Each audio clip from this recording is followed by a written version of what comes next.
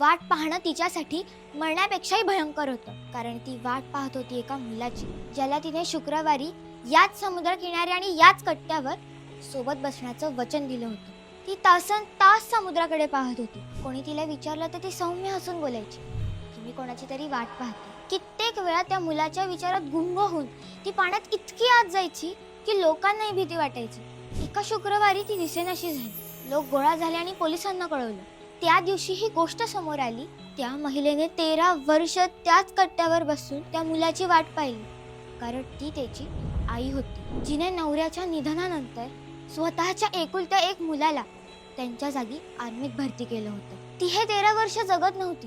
ती फक्त वाट पाहत होती. ती वाट पाहत होती त्या मुलाची, जो कधी येणारच नव्हता. ही 57 वर्ष जुनी गोष्ट त्याच समुद्रकिनारी आणि त्याच कट्ट्यावर बसून शेजारच्या शहाळ्यावाल्याकडून ऐकताना माझ्या डोळ्यात पाणी होतं. थोड्या वेळाने माझे बाबा ऑफिसवरून डायरेक्टली तिथे पोहोचले. तेव्हा त्यांना लेट झालं म्हणून मला आलेला राग आता अश्रूत बदलला होता.